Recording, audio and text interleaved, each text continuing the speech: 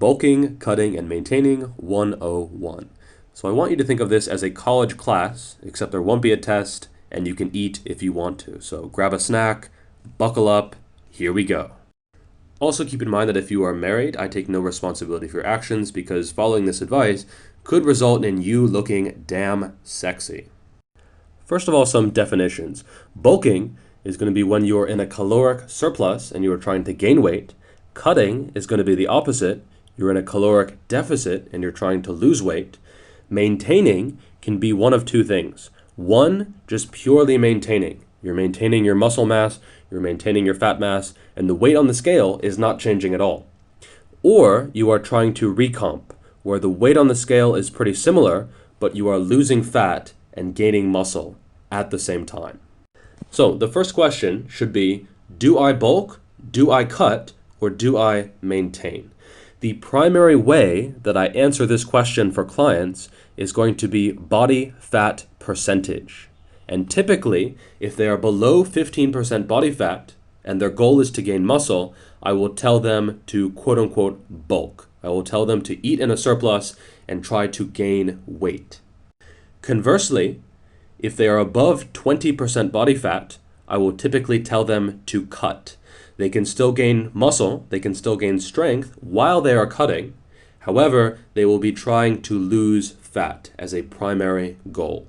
And the higher you are above 20% body fat, the more of a goal, a primary goal, that fat loss will be. So below 15% bulk, above 20% cut.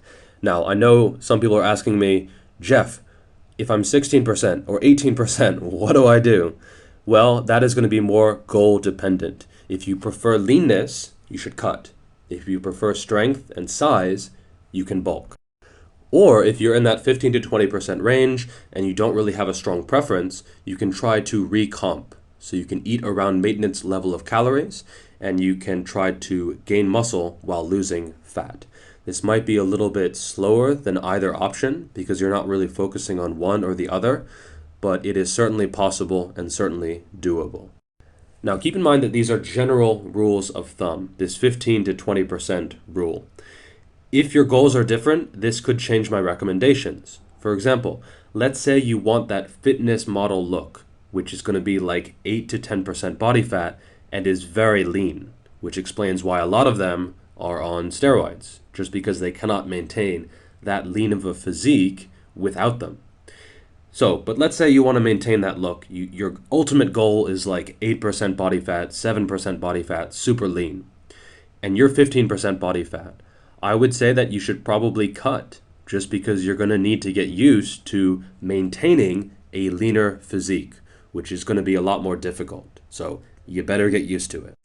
On the other hand, if you don't really care about leanness, like let's say you're a strongman or a super heavyweight powerlifter, you don't really care about aesthetics, okay? You don't really care about, having abs or anything like that. You just want to get really big, really strong.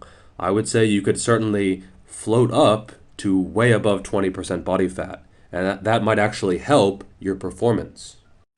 Also, before I forget, women, you should add about 8 to 10% body fat to any of the numbers that I list. So if I say 15% body fat for men, this is going to be like 23 to 25% for women. Just as a general rule of thumb, women tend to have more body fat because of ovaries and boobs. So you've decided whether you want to bulk, cut, or maintain. How do you plan this all out? How do you actually set it up in your day and in your schedule? Well, let's tackle cutting first, just because I think it's a little bit more popular from what I've seen. I would typically recommend to cut as fast as you can while maintaining muscle mass. So when you're choosing a caloric deficit, I typically don't recommend like a 200 calorie deficit or a 300 calorie deficit, just because honestly you're wasting your time. You're going to spend weeks and weeks and weeks before you see any progress. And in fact, if you get your calories wrong, which is very easy to do, you might see zero progress simply because you're not actually in a deficit. You think you're in a 200 calorie deficit, that could actually be a 200 calorie surplus. Very easy, because most people are not very good at counting calories. So if you do go down the calorie counting route, I would suggest a 500 to 1,000 calorie a day deficit, which is maybe more than some people recommend. Some people just say, oh, 200, 300 calories. Screw that. You don't want to be dieting forever. You want to diet hard for a few weeks or maybe a month and then take a maintenance phase. So attack your diet hard. Make sure you're getting plenty of protein. Make sure you're getting plenty of vitamins, minerals, whole foods, fiber, everything that your body needs. Don't just starve yourself, but don't be afraid to take a big deficit, because that's what's going to actually give you results in the short term. And then you can turn those short-term results into long-term results. You just have to have a plan for what happens afterwards. You can't just go on 1,000 or 2,000 calorie a day deficit for a few weeks and then go right back to what you were doing, because you will gain it all back. And this is why 90 or 95% of diets fail. They don't have a plan for what to do afterwards. It wasn't necessarily the diet or the deficit that was the problem. It was the lack of planning for what happens afterwards. Also, keep in mind that even if you're counting calories, you should absolutely still weigh yourself on a very regular basis. If you don't want to count calories, that's fine. That means you'll have to go by the scale. You'll have to go entirely by what is happening with your body weight. And if that's the case, you're going to have to be even more strict with weighing yourself. So don't just weigh yourself once per week. That is not a good strategy for most people.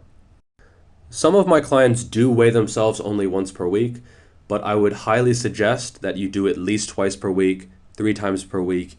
Even every day is going to be better, just because you get more data points and you can see that trend line. And this is going to be very important because your body weight does fluctuate. So let's say on week 1, you happen to measure on a day that is low, a valley in the trend line.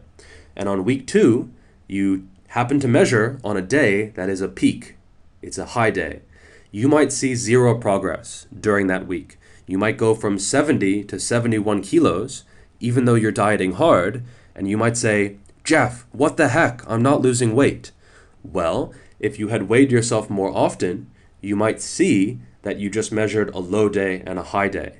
And in fact, the trend line is still downwards. So weigh yourself often, weigh yourself accurately, weigh yourself at the same time of day if possible. I would suggest in the morning after taking a dump. So drop the kids off at the pool, then get on the scale. And this tends to work even if you don't count calories. So if you don't want to count calories, it's a headache, it's a pain, it's so hard to do. It's really not worth it for a lot of people. You can just track your body weight. You can just say, oh, I want to lose 1% of my body weight every week. And then just chart that out on, in Excel or somewhere else, and then just see if you're close to your goal. And that's a great way to very easily get information on whether you're getting closer to your goals. You don't need to track everything, just track the result. It's so much easier, so much simpler, and a lot less of a headache. In terms of your body weight, in terms of the numbers, I would say anywhere from 0.5% to 1% of your body weight every week is a suitable amount to target. In the first week, you might lose a little bit more, but that is mostly water leaving the body, glycogen, and just everything being flushed out. So keep in mind that when you're dieting, when you're cutting, that first week isn't really a trend line, just because it tends to drop very sharply. Also keep in mind that the leaner you are, the slower you have to lose. So if you're 8% body fat, you cannot lose very quickly, otherwise you're going to lose muscle.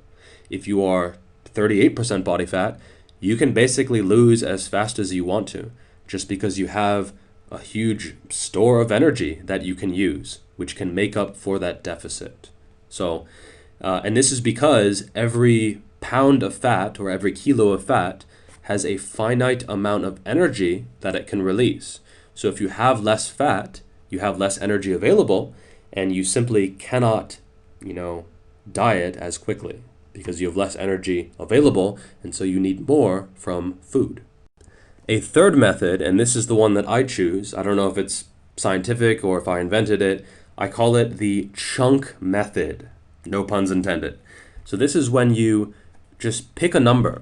So if you're 100 kilos right now, you just pick 90 kilos and you just diet until you get to 90 kilos. I mean, it's just a mentality thing.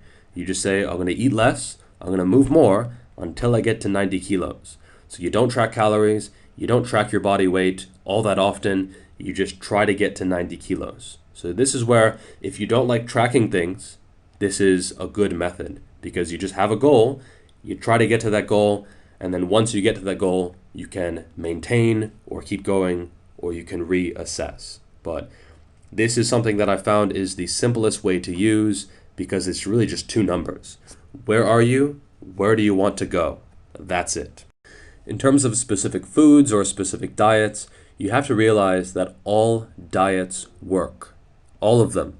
And the only reason they work is a caloric deficit. If you're consuming fewer calories, you're going to lose body fat, just because your body will use that energy to make up for it. So whether you choose intermittent fasting or Atkins or low carb or high carb or vegan or carnivore or any of these, it doesn't matter. Just choose whichever is suitable for you, whichever one you like, whichever one can help you to eat fewer calories. Some good general rules of thumb are going to be drink more water, consume more fiber, especially vegetables, consume more protein, especially lean protein, and avoid processed food, which has a ton of calories. Check calories whenever you can, if only to compare different foods. So I hear this all the time. Oh, peanut butter, it's a health food. Look at it. Just look at it. Just read the food label. It has 50 grams of fat for every 100 grams. It is literally half fat.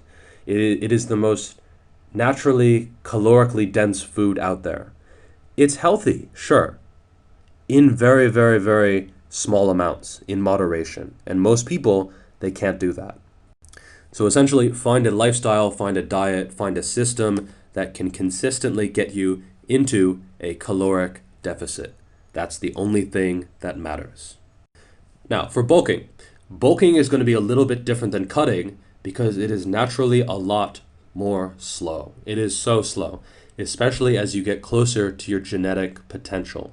So I'm about 23 to 23 and a half FFMI, and honestly, I'd be happy to gain 1 to 2 kilos of muscle per year, just because I'm getting closer to my genetic potential.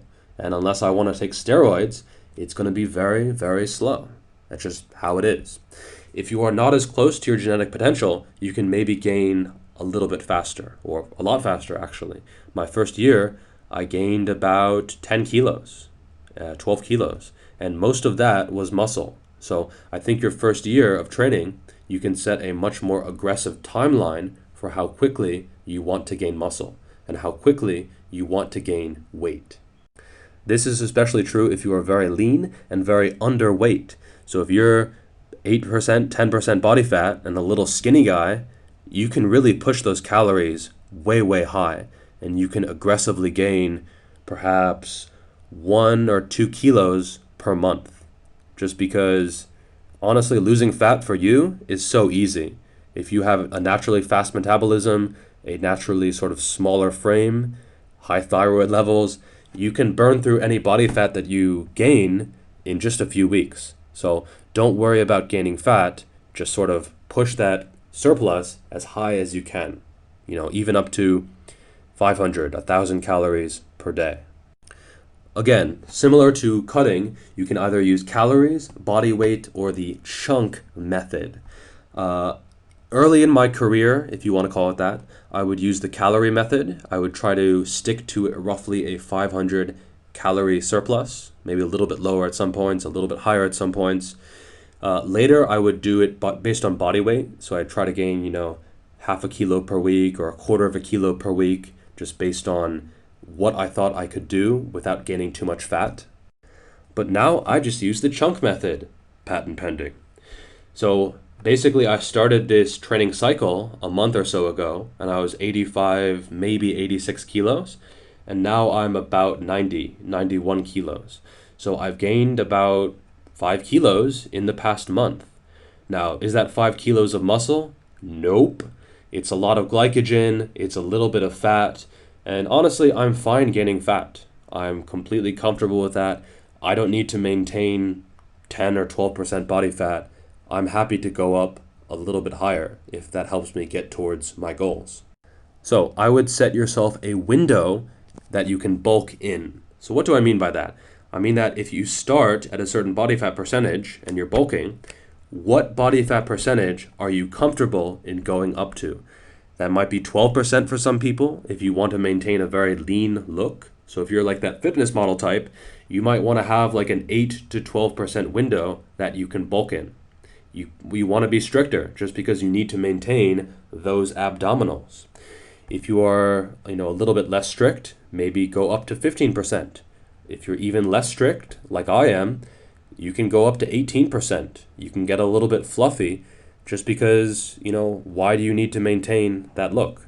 You're better off bulking for a longer period of time and going up to a slightly higher body fat percentage. However, keep in mind that if you go above roughly 20%, you can run into hormonal issues just because your testosterone is going to be converted to estrogen. And you'll start getting man boobs, you'll start lactating. No, you won't lactate very much. But keep in mind that I would say above 20%, you're just going to want to cut for most people. So basically you go from the bottom of this window to the top of this window at a slow to moderate pace, depending on your goals and your personality and how liberal you are with the pizzas. And when you get to the top of this window, you cut. So you cut back down to roughly the bottom of the window. And then hopefully you have more muscle that you gained during this process and you do it again. So this is like a bulking and cutting, bulking and cutting. And I found that this is a little bit faster than trying to recomp or trying to bulk extremely slowly, where you're just maintaining the same body fat percentage. Also keep in mind that this is in the context of very hard training. You're seeing some of these clips, you're seeing that I train with a lot of volume, a lot of intensity, close to failure on most sets, and without this brutally hard training, you simply won't get much out of a bulk. You need to be training pretty damn hard to see results. If you don't, and you bulk, honestly, you're just gonna get fat, to be blunt. So unless you have good training and you're getting stronger, you're wasting your time. In terms of my diet when I am bulking, it's just more. It's the same foods, pretty similar. It's just more food. And I might be a little bit liberal with my food choices. So I might have fattier foods, I might have more carb-dense food. I'm just getting in more calories. How many calories? I don't know. I used to count. I don't know right now. I would say it's probably at least 3,000, but maybe less than 4,000. So it's probably mid to high 3,000s. But again, this is just me. For you, it might be less, it might be more. It's something that you'll have to play around with in order to get the correct energy levels and the correct rate of gains. So where does maintaining and recomping sort of play into this? I would say after you take a chunk, so whether it's going up a chunk of weight or going down a chunk of weight, it is a good idea to take a maintenance phase. This doesn't mean you're going backwards, okay? Just because the scale is not moving doesn't mean bad things are happening. In fact, this is a vital phase that is extremely important. So the first time I got to 90 kilos, I looked like a bag of dung. I was probably like close to 20% body fat. Now, when I get to 90 kilos, I am a lot leaner, simply because over many years, I recomped, so I am leaner at that body weight. I have more muscle and less fat. And this can be done during these recomp phases. So you pick a target weight, and when you get to that target weight, you try to stabilize this body weight. So right now, I've gotten to 90, 91 kilos, and I'm just trying to maintain it. My appetite is down a little bit. I'm a little bit beat up from training, and so I'm just trying to maintain this new body weight. Maintenance phases, I think, are the most underrated phase. People like to bulk, well, they love to bulk. They enjoy cutting because they see the progress, they see themselves getting leaner. but they don't like to maintain. They see something wrong with just maintaining. But you have to realize that even if the scale is not moving, there is a lot that is happening under the surface in terms of recovery, in terms of your hormone levels, in terms of potentially recomping. So I think after a fat loss phase or after a bulk, taking a maintenance phase is absolutely crucial. So you stabilize that new body weight, whether it's heavier or whether it's lighter, you make that the new normal for your body. And during this maintenance phase, it's entirely possible to recomp, to gain muscle and to lose fat at the same time. So I did a whole video on this. I'll link it in the description. But simply put, this is not only possible, but this is probable. This is the expected result if you are maintaining your body weight and you are training hard with weights. It's shown to be done in beginners, in older people, in more advanced people, younger people, men, women, basically everyone can recomp. Even if you're fairly advanced, it's possible to recomp. I've done it several times, and it is honestly what you should expect. If you have a coach or there's some guru out there and they say, oh, I can help you recomp, that is not impressive, okay? That is normal. I see a lot of coaches and they try to say like, oh, I can do the recomp thing. My training is better. My training is magic. That is normal. That is completely expected. And if they actually read the literature, they would know that it's normal. But there's this myth that it's somehow amazing, somehow magic. It is not. It's normal. One important factor is that whether you're bulking or cutting or maintaining or recomping, your training is very, very important. You cannot just bulk or cut and expect to get good results if your training is not good. You can gain muscle during any of these, but it's going to be predicated on your training. Your training is by far the most important thing. And if you're not training hard, if you're not using enough volume, if you're not progressively overloading, don't expect to gain any muscle. Even in a bulk. If you are bulking and you're getting weaker, something is wrong. The only reason that the caloric surplus is helping is because it helps you train. It helps you train harder, it helps you get in more volume, and it helps you just do more in the gym, which helps your body to adapt. If you're not getting in that good training, honestly, you're wasting your time. So when it comes to muscle especially, the training is always the top priority. And remember, the diet supports the training, not the other way around. If you go on a bulk without good training, honestly, you're putting the cart behind or before the horse, okay? The cart should be behind the horse. So make sure your training is solid before you bulk. In terms of carbs, fats, and protein, I would set protein at 1.6 grams per kilo. That's what's shown to maximize muscle gain, whether you're in a bulk or whether you're maintaining muscle when you're cutting.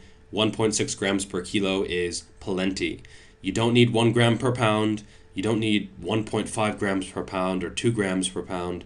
Some other crazy stuff I see. The literature shows you don't need that much protein. And most of this comes from people selling, guess what? Protein powder. You don't need it. Carbs, I would set fairly high, probably as high as you can, with the majority of them before the workout, after the workout, based on how you can stomach it, or even during the workout in the form of an energy drink or a sports drink like Gatorade or something similar. For fat, you do need some fat, even when you're cutting. However, you don't need a huge amount of fat. I would say 0.5 gram per kilo is going to be a good minimum to shoot for. One final thing is that these are all very general recommendations. If you want specific recommendations, I encourage you to hit me up for a custom plan, which is going to be much more specific, not just in terms of macronutrients. You don't get just like carbs, fats, proteins, go. No, you get much more in terms of specific foods, in terms of planning everything out, mapping out your fat loss journey or your muscle gain journey, and so you can see exactly what you have to do week by week, month by month, and even day by day. So hit me up if you're interested in that. They're very affordable. All right, that is it for today. Make sure to like, subscribe, and I will see you next time. Peace.